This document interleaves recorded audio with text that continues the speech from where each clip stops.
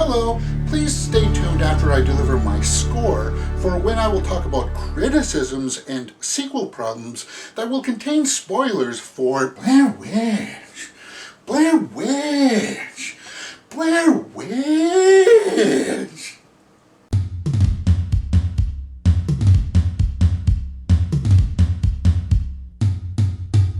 Ooh, classic intro from the old school days. Hello, my name is James, and I'm McBain, and welcome to Mirror Domains.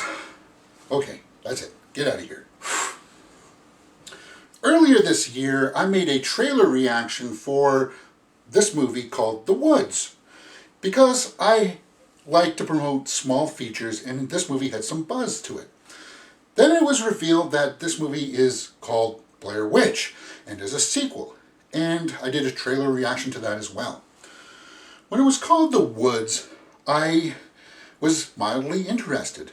Then when it was called The Blair Witch, my interest kind of dipped a little bit. And here's why. I didn't want them to make a simple rehash of what the first film was. And sadly, well, they kind of did. When I made my second trailer reaction, I said, okay, if you're going to make a rehash of this first movie, at least progress the story a little bit. Tell us that the witch is real, or tell us that it's not, and it's all hype.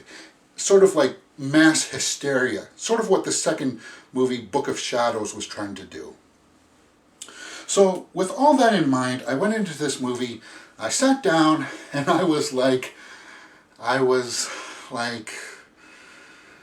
well, come on, spit it out. Well, what did you think about it? Well, I thought that this was a great horror movie. It was dark, it had all these jump scares, you could barely see what was going on, and the end was fantastic. You finally get to see the witch, and I feel like this is the step in the right direction for this franchise. 9 out of 10, baby. Oh, McBain, there I have to disagree with you. You're lame. Lame. Lame. Kids these days. And that's part of the problem. You either have to completely love something these days, or you have to completely hate something. It can't be right in the middle.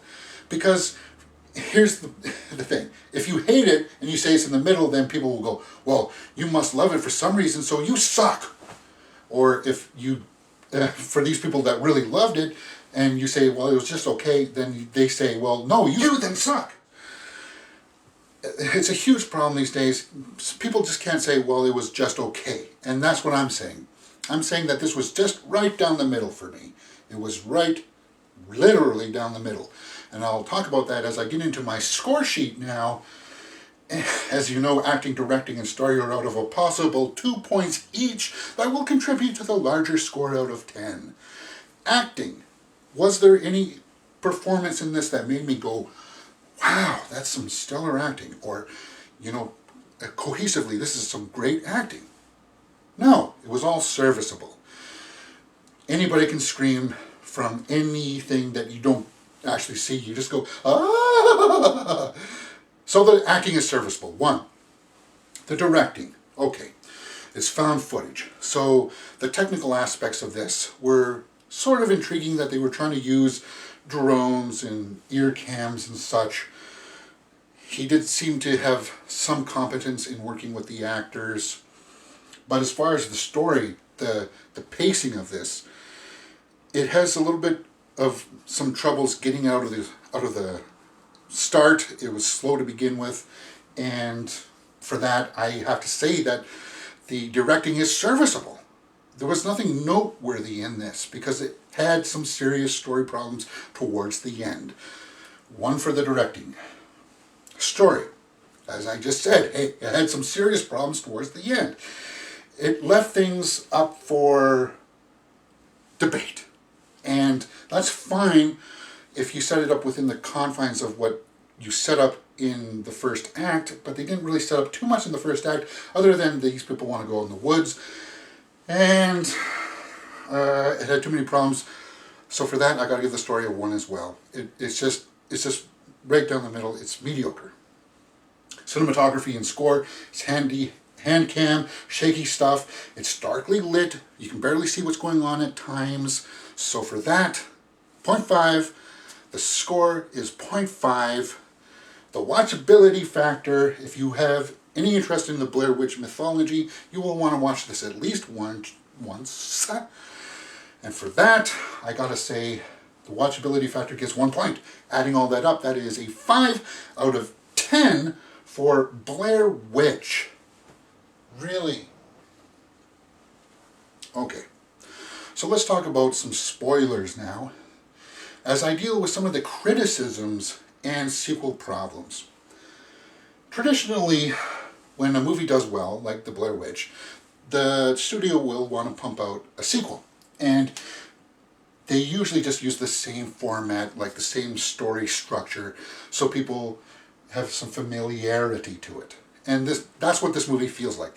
This movie felt like it should have come out like a year after the first Blair Witch, because it's just a rehash. And here's the problem with that. People say, well, if you're going to make a sequel, why just make it the same thing? Try to do something different with it. Like, problems with that, look at, what was that one in Las Vegas where they lose the dude? Crap, that movie. Anyway, look at that. The sequel was just the exact same. It was a carbon copy, and people hated it, and it didn't do so well.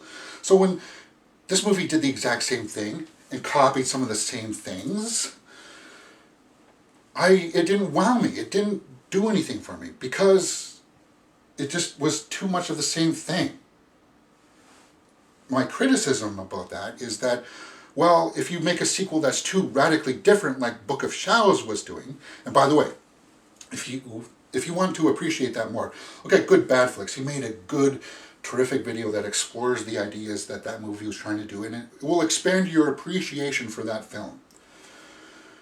Okay, well, that's basically all I have to say about it.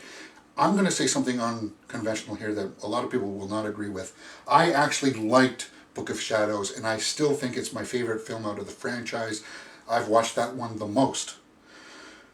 Okay, so that's it. If you've liked what you've seen, please hit that thumbs up button and subscribe.